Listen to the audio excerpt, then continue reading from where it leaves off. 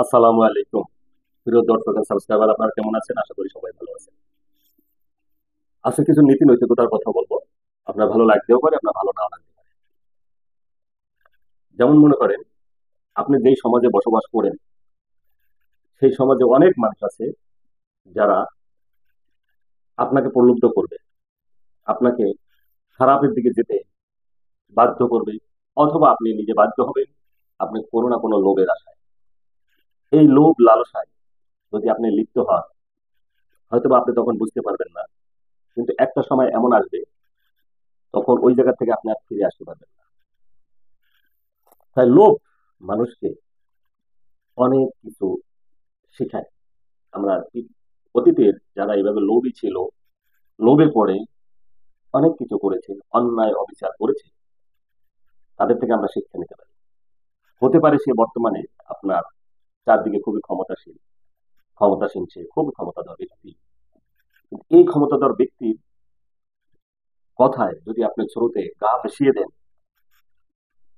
ওনার কিন্তু বাঁচার অনেক উপায় আছে। আপনি যে সাধারণ ব্যক্তি, সাধারণ মানুষ, সাধারণ স্টুডেন্ট, সাধারণ খেটে খাওয়া মানুষ, আপনি কিন্তু তার পাওয়ারে কখনোই পাওয়ারফুল নিজেকে দেখাবেন না। যদি দেখান, যখন এই পাওয়ারফুল ব্যক্তি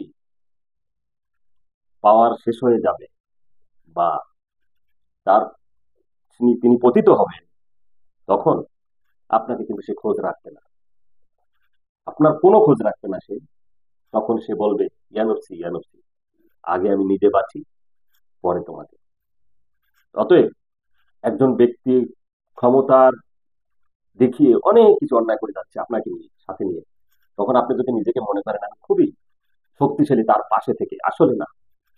শক্তিটা নিজেকে অর্জন করতে হয়, নিজের আলোয় আলোকিত হতে হয়। অন্যের আলোয় যদি আলোকিত হতে যান, অন্যের আলোটা যখন নেমে যাবে, আপনি তখন জিরো হয়ে যাবেন। এবং ওই আলোয় আপনাকে, সে আলোটা নিভিয়ে সে কিন্তু চলে যাবে, আপনাকে কিন্তু সে পথ দেখাবে না। তাই বর্তমান সময়ের বিভিন্ন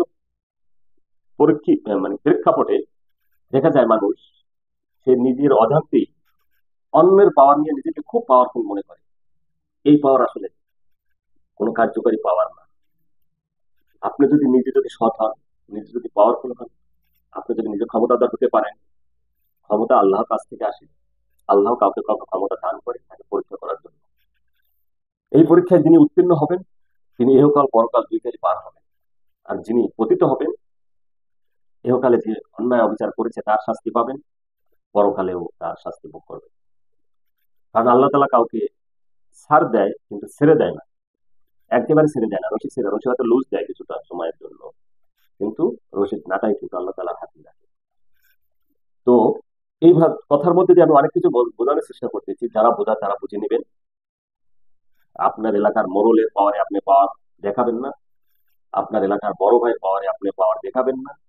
বড় ভাই কি করতেছে সেইটা আগে চিন্তা করবেন, সে কি আসলে সৎ পথে থেকে পাওয়ার অ্যাপ্লাই করতেছে নাকি অসৎ পথে থেকে বেশি শক্তি দেখাই পাওয়ার অ্যাপ্লাই করতেছে।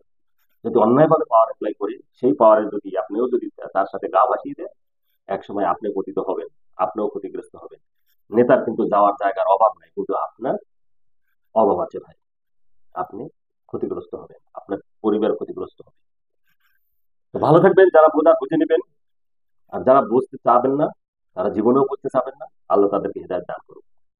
আসসালামু আলাইকুম।